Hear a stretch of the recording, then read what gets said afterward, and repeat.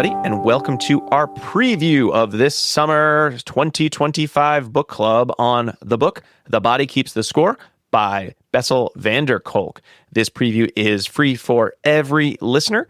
If you want to hear the full discussion of this huge book, which goes about 2 hours long, you can join us on patreon.com/ABA Inside Track right now at the $10 and up level. That will get you the access to the entire episode, as well as the 2 CEs for listening for no additional charge. You get a discount code for joining.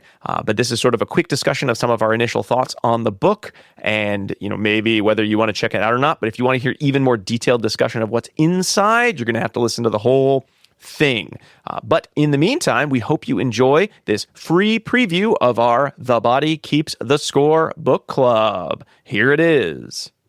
Hey, everybody. Welcome to ABA Inside Track, the podcast that's like reading in your car, but safer. I'm your host, Robert Perry Cruz, and with me, as always, are my fabulous co-hosts. Hello, Rob. It's me, Diana Perry Cruz. Hi, it's me, Jackie McDonald. And since this is our end of year 2024-25 end of year book club episode, we decided to bring in a real book club discussion ringer, and he's here in the studio with us. Who is here? Our fourth chair. Well, it's me, book club guy, Alan Haberman. Yay! Wow. The first time not over Zoom. We're all in the studio to celebrate the momentous occasion of the end of another year of book clubs. And we will be discussing today the book The Body Keeps the Score by Dr. Bessel van der Kolk.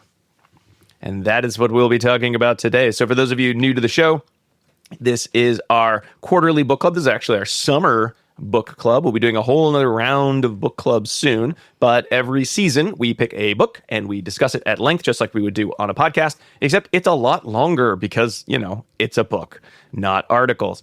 And if you are hearing this in the far future, then you're getting this on the free feed. But this is really meant for our patrons to listen to right away, as well as get 2 free CEs for being a subscriber on our Patreon page. So thank you so much for doing that. And I think we're going to get into it because this is a very, very long book. So let's start off with just kind of a round table, general thoughts. What did you think of The Body Keeps the Score? It's a book about trauma. It's a book about treatment of trauma. It's sort of the trauma book that's been making the rounds for the past, decade or so. I think as behavior analysis has found trauma. This is kind of the book that's on everyone's, here's a book about trauma that I guess you should read. So a lot of people either have read it or have heard about it. So we said, well, we should be those people as well.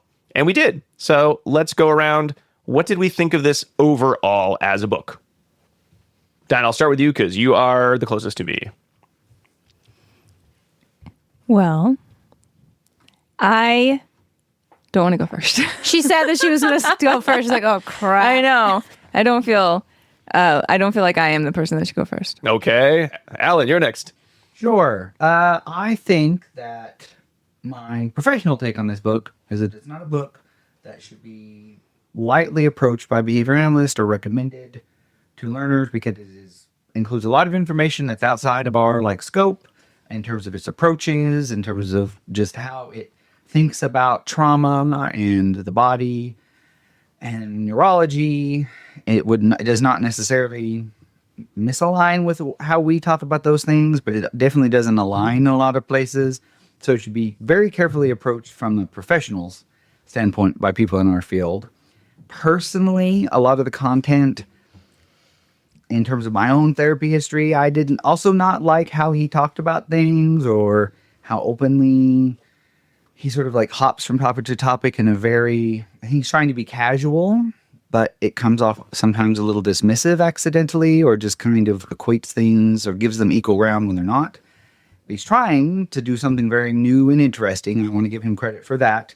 But it was not something that I would recommend outside of a very narrow range of people who maybe wanted to just talk about what psychotherapy and trauma sort of looks like in the larger field of mental health right now. Mm-hmm. All right, and Jackie. That's what I meant to say. No. Okay, so I'm going to give you my full, honest opinion. I was hoping you'd lie for a while and then twist. No. I was lying and then you tell the truth. No. So I started reading the book, reading it in a hard copy. and I couldn't. I could not physically hold the book in my hand and read it. So I had to download it on Audible. And I was like, I need to finish this book for this podcast, but I could only... What's happening? No, keep going. Okay. And so I had to download it on Audible. And then I found that I couldn't listen to it in the car on the way to work or on the car home from work because I found it horribly anxiety provoking and in parts like fairly traumatizing. Yeah. So I only could do it I only could listen to it when I was doing pleasant things like walking my dog, or like doing the dishes, which is not pleasant, but it's, I'm not worried about like There's hurting something myself. about dishes, if you do them while you're doing something else that's not your favorite, that kind of like paradoxically makes a weird combination of now this is a fun activity a little bit. Yeah, but I never thought reading this book was fun. Never for one moment. But the dishes were fun. But the dishes were fun. So I do want to put that. I think there should be a trigger warning on this book. I myself haven't experienced any large traumatic events, but I also felt... I felt lots of feelings while reading this book, and I can only imagine if someone did have a history of trauma that if they tried to read this book, it would be horrible for them. I think that you should read it lightly and read it with, if you're going to read it, I don't know if you should be reading it professionally as a behavior analyst. It is widely out of the scope of our competence. There was some moments in there that I was like, okay, all right. Mm-hmm. I can see how this would relate to my personal profession. But if you're going to be reading it personally and you have any sort of history of trauma in your background, then you should probably be reading it in direct consult with your therapist. That is my large trigger warning for this book. I did finish it, and no lie, when I finished it, I hooted out loud. Like an owl? Or like who? I went, Like, you hoot and hollered? Woo! I can't believe I finished it because it was hard. It was very difficult for me to finish this book. Not because it was written horribly. It was actually written fine. It's very fine. readable. It's a very readable book. Readable book, but the contents in it are so heavy. There were parts I also listened to it on audiobook, and there were parts that I just had to fast forward through, and I found it very traumatic to read. No. I want to take a step back before we sort of talk a little bit more about the author, and I know there's some kind of follow-up scandals that we probably want to touch about here in the kind of what you think about the book section before we get into the details of the book. But I'd love to hear a little bit more about because I think the topic of competence and scope of appropriateness for behavior analysts is going to come up a lot in this discussion. This is a book that I think every talk that someone has given about trauma, other than maybe say like some of the trauma-informed practices work that Dr. D.T. Rajaraman has been publishing on with a number of co-authors, has mentioned this book, not just this book, but as like, you need to learn a little bit about trauma and you kind of need to do it quickly because it's not something we talk about in our field.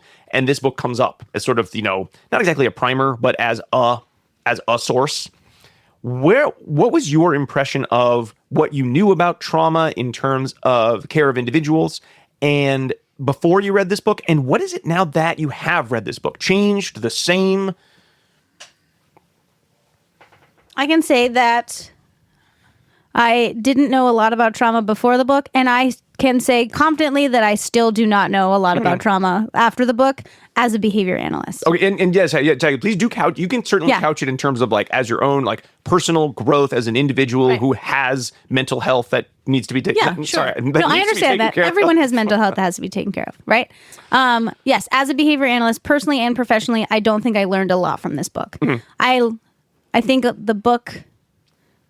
And so also I was so interested in what other people thought about this book is I talked to all of my friends who are counselors, social workers, psychiatrists. I like ran the gamut. I'm just walking around our hallways at work being like, hey, did you read this book? What do you think about it? Throw it at them real quick and say, think fast. And no, they all had read it. And so because I found it hard. And I was like, I'm not sure what I can glean from this, except that people experience horrible experiences in their life that are hard to come back from, right? That are hard to heal from. And I can say that as a behavior analyst, we do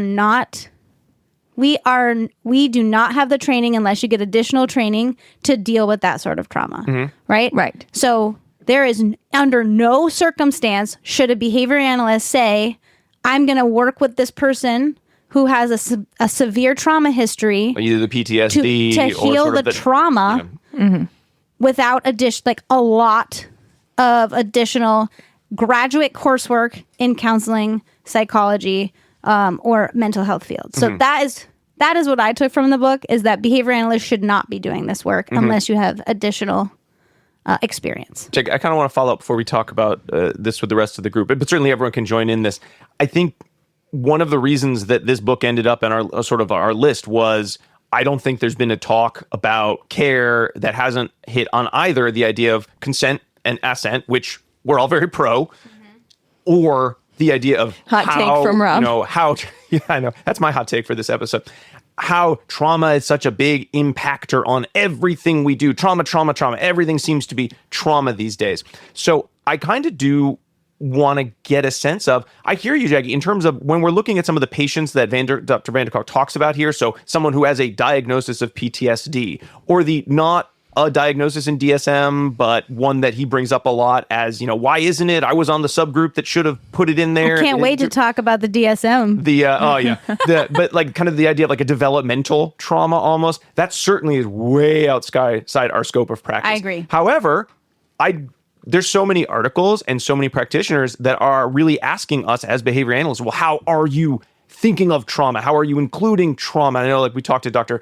Camille Colou about sort of buffers. So sort of more like what we think of as sort of the pre-activation events in life that are important to include in someone's sort of environment to protect against trauma. I think that would be appropriate in our scope of practice. Absolutely versus appropriate. say trauma. But I think we can clearly say if someone comes in and they say, I have PTSD and I need your help, behavior analyst, unless you are a behavior analyst who is also like a licensed social worker or has additional training in terms of, third wave behavior therapies, that's not in your wheelhouse. You need to refer out. Right. But we're also being asked to pay attention to trauma. You need to think about trauma. You need to know about trauma. And I agree there. Yeah. I 100% agree that we have to inform our practice as if trauma were present in our individuals so that we don't inadvertently provide stimulus cues that are going to then evoke the behavior or the situations in which trauma were more likely to occur. So that is what I think we need to be aware of as behavior analysts. We should be mindful that, more children on the spectrum have had traumatic instances than not, and that behavior analytic practices, if not thoughtfully designed, can evoke or elicit, depending, right, of where we are. Sure. I'm just trying to be professional here. Evoke or elicit events that may, bring about previous traumatic events, which is then going to impede our treatments. But as a field, if someone said, I want you to treat this trauma, right, that is where I would say hard pass, unless you have additional training. Trauma as component of holistic individual versus trauma is my primary concern right now. So if that is the case, what I would recommend as a behavior analyst is to work in a team, right? So I'm going to deal with this aspect of this person. I would love you, social worker, mental health worker, person that's had training in dealing with traumatic events and dealing with that sort of issue, and had graduate coursework on it. Now, I don't want you to go to like a conference and be like, I went to a 50-minute workshop on this. Now I can do it. Yeah. I would want to work as a team, and I would want them to help me inform my practice, and I would inform their practice, so that holistically we're working with the client to change behavior, change mindset, right, and then potentially do the healing that the client needs to do. Ellen and Diana, where are you? Because kind of going back to the idea of like, where were you in terms of understanding of trauma, and where are you now? Did this book have any impact on it? Sort of similar to Jackie, kind of different paths you've sort of taken to think about trauma in care? Well, so for me, this book is going to always have two components: my professional experience and my personal experience. I'll do personal experience first. This book did not inform me on a personal level about trauma, because most of what's in here I've encountered in my own personal therapy. And in fact, the like complex PTSD diagnosis that he has this competing theory on that gets rejected by the APA. That is one of my like personal diagnoses that I have dealt with. So, you know, it was kind of interesting to go through this book and find that none of the therapeutic techniques that I have benefited from are front and center in his. And really, I was really hoping for, and I can't remember the name of the book that we did. I was looking for it on my phone. The one where we talk about behavior and she kind of goes from the neuronal level up to the Science of consequences. The science of consequences. Yes. It would have been nice to have had more of that perspective on trauma from this book. I 100% agreed. I had that same thought. Yeah. Yeah, and I think that that's what a lot of people expect when you hear the title. Yeah. The body keeps the score, but he does not go into the science of like the physiological impact and the long-lasting consequences. It's not what this book is about at all. Professionally, definitely so. This book is, again, not hugely relevant to my practice, other than, again, to say that there's a lot of intervention out there that may be validated in use for victims of trauma. They're not our science. And so if we do practice in these, again, as Jackie was saying, we do not need to be frontline for these people. We don't have to be everything. We don't have to be Right. everything. And And we shouldn't. we shouldn't be. I have worked with clients who have like significant, like singularly traumatic events that I have years later after they've received other services. I have been part of their team to work on other skills or even some secondary effects of that trauma. But again, I was not the frontline person. I was not dealing with that. I had very good case conceptualization. I had consultations with the counselors to know what not to do. I was in constant work with the parents because really that's like I think that would be the place where if we're going to work with a lot of individuals, that I think that the caregiver guidance is probably where we will most often encounter this as behavior analysts. I mean, there are, of course, behavior analysts that work with adults directly, but I think that that children who have had significantly traumatic events are likely to come across our caseloads and be a population that we serve.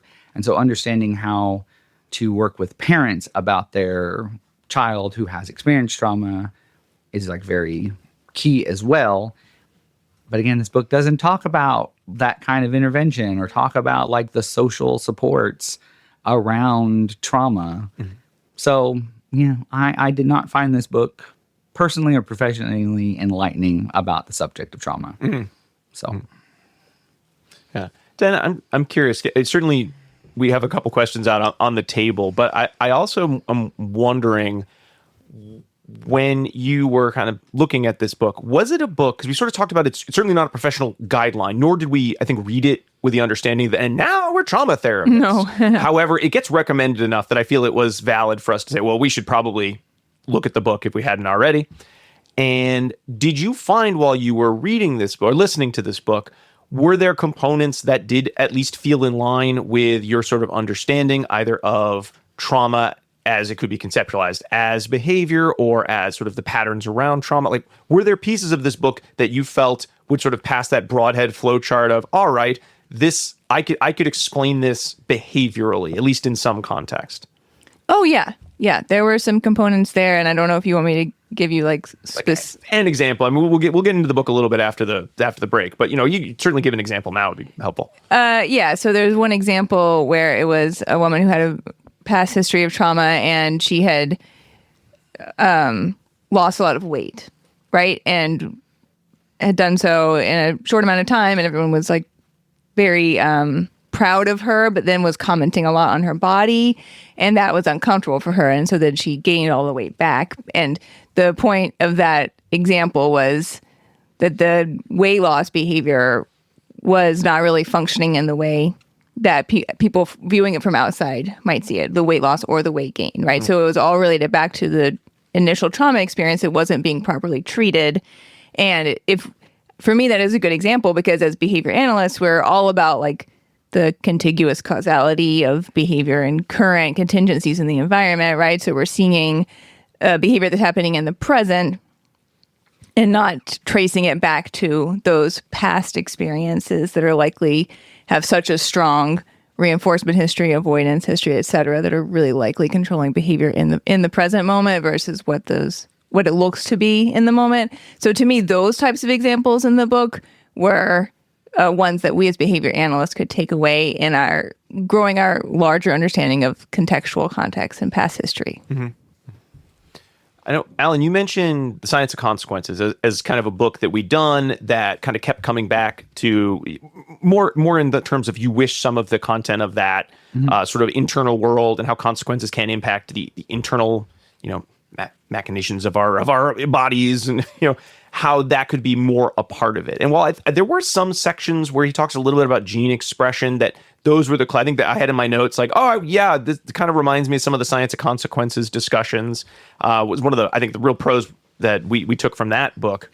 But were there sort of pieces of this that you wanted more from that would have made this more of kind of a practical book? Would it have been more of that sort of direct consequence look at behavioral expression through the lens of trauma, something like that would have made you feel a little more there was more kind of behavior analysis meat on the bone, I guess? Well, was there anything in the book like that? That's the thing, is like he paints with such a broad brush and brings in kind of such a huge amount of information that I suppose there are, but it really would have to be a fundamentally different book in a lot of ways. I think the one part that I do wish that there had been more explication on is when he talks about internal family systems.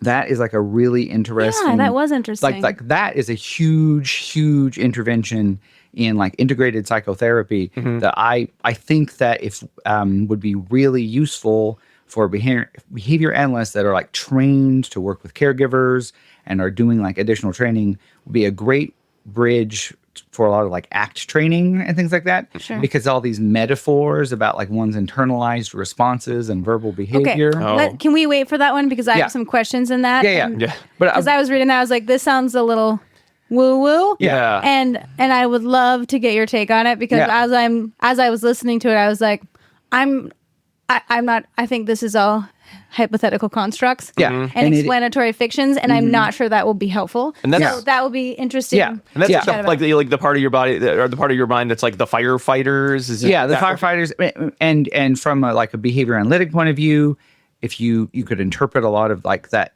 theory as just like what are sort of like internalized scripts that we have. So there's there is some, again, content in here, but it's not the content he's talking about. It's more like he's like, this thing exists, and here's all of my ideas about it. It's like, well, could we just go back to that like more basic information, which is not what he's trying to do in this. And then, I really, again, this is not this book and not even his field. And that's the thing, is that like this guy is a European trained psychiatrist, and so he is working in an entirely different tradition that's steeped in like psychoanalysis. No, he was trained here in Boston. He was trained in Boston. But he's Dutch. But still, I thought you meant that he knew all about European trains when you said that. No. I was like, wow, that's really off topic. He was a guy who grew up post World War II, so he probably knew a lot about trains as well. Yeah, that's true. But his I got off track. Ha ha ha ha ha. He, I would have liked like the conceptualization of like trauma as learning history, which is I think how we as behavior analysts often think about it, and it's talked about. When it's like, okay, well, how does that learning history affect us biologically? Like what is present in the body that makes trauma such a like salient. The traumatic experience is so salient as private behavior that it keeps coming over and over, and we have such strong responses to it. But there's, again, the body is not really the focus of most of this book. You're right. It is not. Yeah, I thought we were going to do It's like telomeres and stuff like that. What I was actually thinking is that it was going to be like, here, like your muscles are tense, and this is where you can find the trauma, or your body's keeping score. So like this trauma is located in your hamstring. I thought it was gonna be like generational trauma and how that's passed down. It was more through the ace- body. I just took it as more the idea of ACEs, of like every impact that some traumatic event has on you adds up over time. Or even for me, like we have our current like neurological model of like behavior and response is that this part of the brain activates and this part of the brain activates. And then if it's really stressful, like the amygdala activates. But if you've experienced significant trauma or long-term trauma, that amygdala lights up first and it completely changes your response. But that's not what happens in the book. So so the title is not, the title doesn't give me what may be part of the frustration. It's like this doesn't feel like it's what's on the label. I definitely had a sense of, as I started the book, the first few chapters, this is going to be, I couldn't quite tell, is this going to be sort of his narrative journey through learning about trauma, which it was, and is actually a very good kind of framing for a lot of the book, is sort of his own journey through learning about his patients and real care for his patients, and how does that impact what he knows about trauma and what people don't know about trauma. And then I expected it, based on some of those initial vignettes and studies, to really then come back and drill down again. Certainly doing some of the fMRI scans, like you were just kind of mentioning, on the idea of, okay, how does neurology play into this? How does the environment of the medical field play into this? And I was really excited about that. And then it sort of just blows up into, and here's a million things that I saw at various conferences, and some of them sound, very like, I could see that described behavior analytically, and some of them feel very, that sounds fun. That sounds like a nice weekend activity, but not really bringing me back to the center. It sounds like Freud in just a different language. So, so I did feel because there were certainly lots of things I really appreciated, sort of his look at the medicalization of trauma, the overprescription problems that we have of, well, everything's in the brain, and since we can scan the brain kind of grossly to see what's going on, therefore everything's a disease that we can now treat with medication, just like an antibiotic, and really pushing against that as a problem in his field. And that was really exciting. And I was, maybe this is really gonna resonate. And there were definitely chapters that resonated with me as a behavior analyst, as well as someone who is really into a lot of the third wave behavior therapies. And then there were sections. I like it when you say that. Third wave behavior. I'd rather someone start talking about third wave ska music, but it's only because you want to. Yeah, I know. That's what I was going to say. You're like new wave. That's what you really want to. I would say new wave. Yeah, I also want to talk about new wave music as well.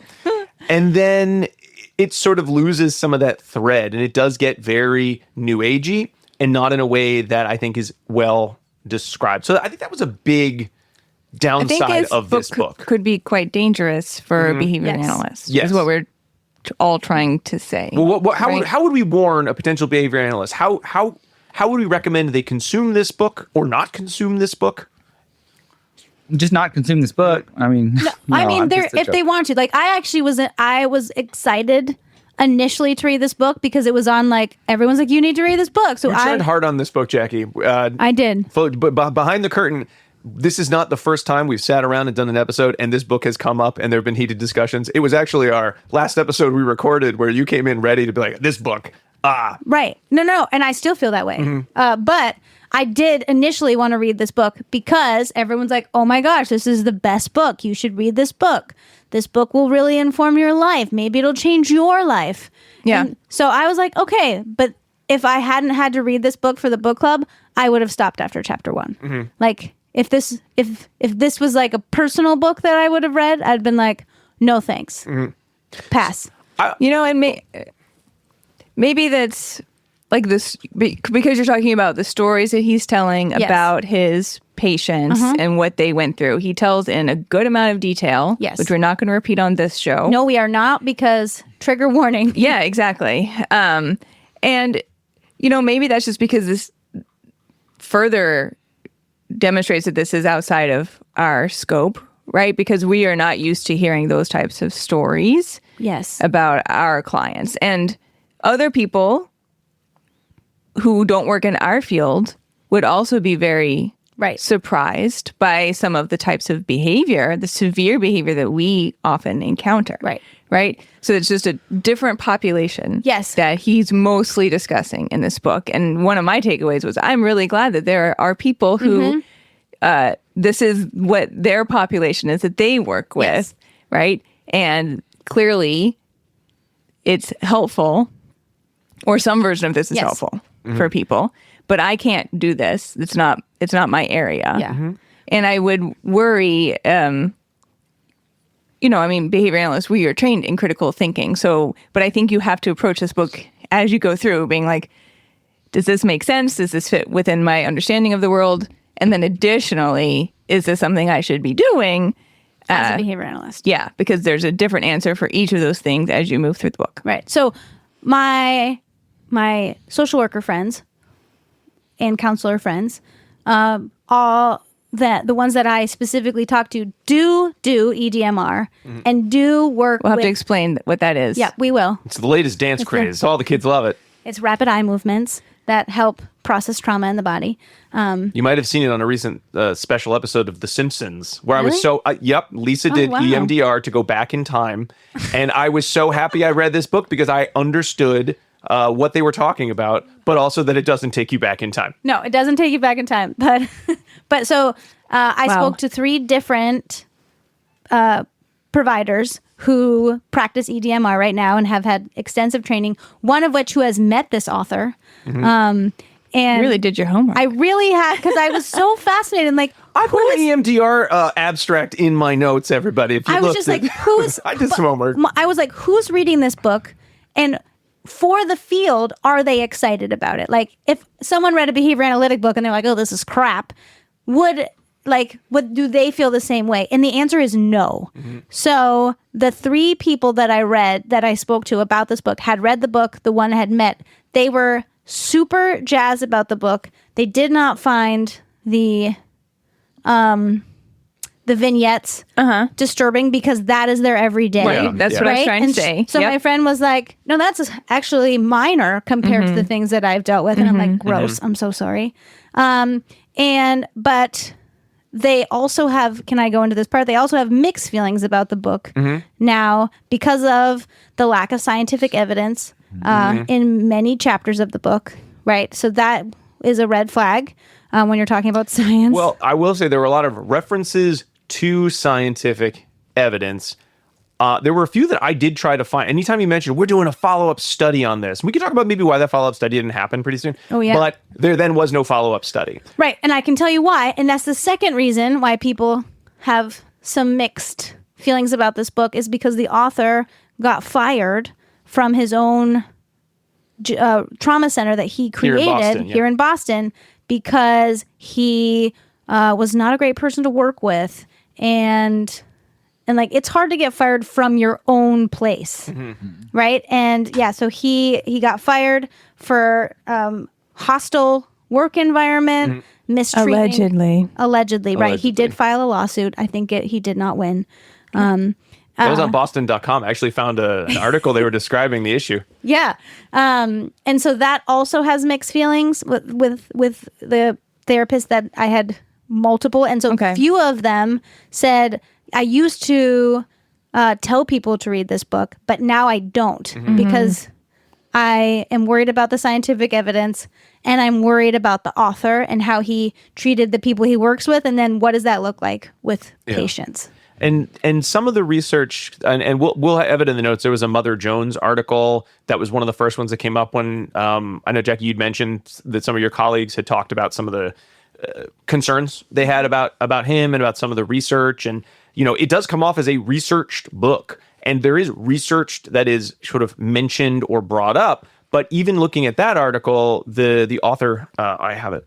I'll find it. But the author of the Mother Jones article said that she reached out to a lot of the researchers and they said, that's not what I meant. That's, you know, they're only using some of the research or he's sort of selectively cherry picking. It's Emmy Neatfield from January, February 2025 issue. So a recent article that is sort of was not necessarily cherry picked exactly, but there definitely were some liberties, it sounds like, taken with how it was used to describe trauma in the context of the book. So even the parts that feel very, this is real hard science research, you know, you might need to now take with a grain of That's salt. the thing about a book. Anyone That's can what write a book. happens. Yeah. Right. Didn't get that. Could you try again? Oh, no. Siri, write a book. Siri. No, Rob, stop. But what I can say is I do want to give credit where credit's due, though. It does appear based on the people that have read the book and that do this type of work and trauma work, not behavior analyst, that he did do some good in moving trauma-informed research ahead, right? Like, even with all of these negatives that I'm, saying, I don't want him to like come to my house because he might live close. Probably not in Shrewsbury, I but think the Boston.com article is that he still lives in rural Massachusetts. right. So he kind of lives somewhere around here, Which is a lot of Massachusetts. but I think, like, for all that I'm going to say that behavior analysts should not do this, it appears that it has helped many medical or mental health professionals move their practice in a way that's more compassionate. So I do want to say that. Like, I can't be like, oh my God, nobody should read this book. Right? I just don't think behavior analysts should read the book professionally. And to just another sort of, I had put these notes down and forgot to bring them up. Another caveat or two about sort of the tradition he's writing in. He was trained by some anti-psychiatrists.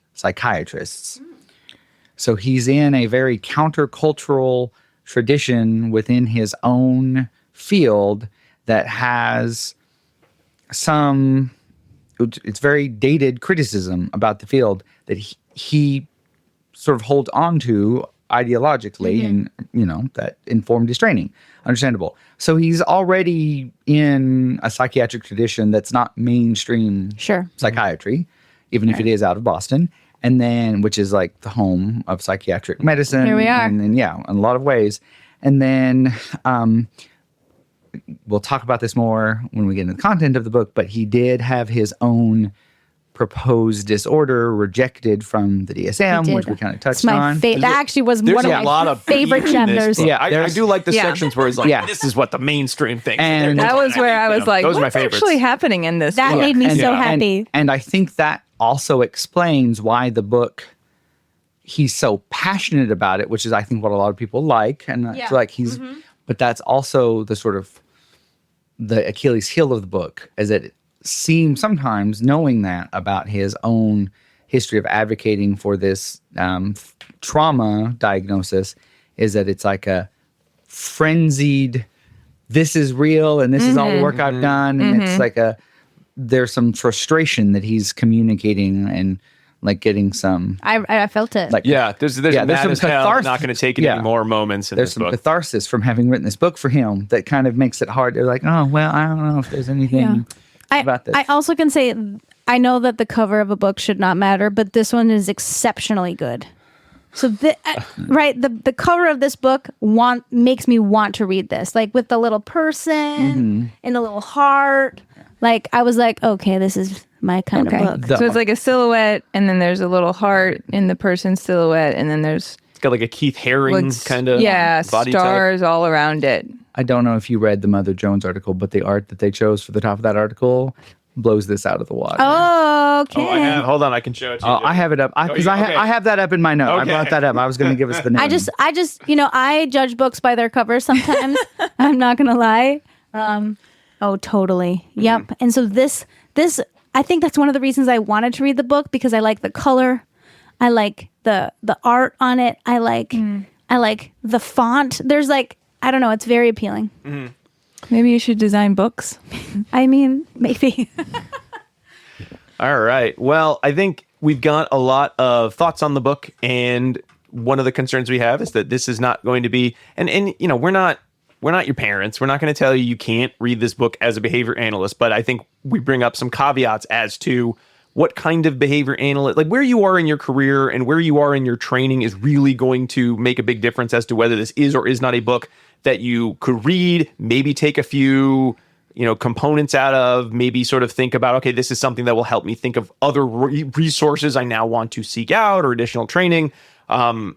Some folks, depending on your background, you may get too much out of it and then think now you are more trauma-informed practitioner than you might actually be. So again, really judge where you are. But for folks who are listening to this and you want to get a little bit more detail as to what is actually in the book, so we'll get into a little bit more of the content. We're going to take a little break, and then when we come back, we're going to sort of do a broad overview of the sections of The Body Keeps the Score. We will be right back. We hope you enjoyed our preview of The Body Keeps the Score book club. Again, this beginning part only scratches the surface of the iceberg of our thoughts on the book. We go into a lot more detail as to what is in the book, what we liked about the book, what we didn't like the book, what we think behavior analysts might gain or not gain from reading this book. So if you're sort of on the fence of whether or not this book's for you, you might want to hear the rest of that. Otherwise, you're a grown up. Do what you will. There is one thing we definitely want to recommend you do, which is join us at patreon.com/ABA Inside Track. Right now, you can subscribe at any level, but if you want to get access to all of our book clubs right as they come out, you need to join at the $10 and up level. But that gives you access to our book clubs that come out once a season, our listener choice episodes that come out once a season, as well as discounts at the CE store and free CEs for those listener and book club episodes. So we think it's pretty great value. We really appreciate getting the chance to also be able to message and talk more with patrons as well. And you actually get access to our polls too. So if you're like, I never wanted to read The Body Keeps the Score, nor hear about it, well, the only way to put your word in as to what topics you want us to cover is on patreon.com/ABA Inside Track. Again, thanks so much for listening to this free preview. We'll be back with another book club for everybody in September for our Supervision September series. But until then, keep responding. Bye.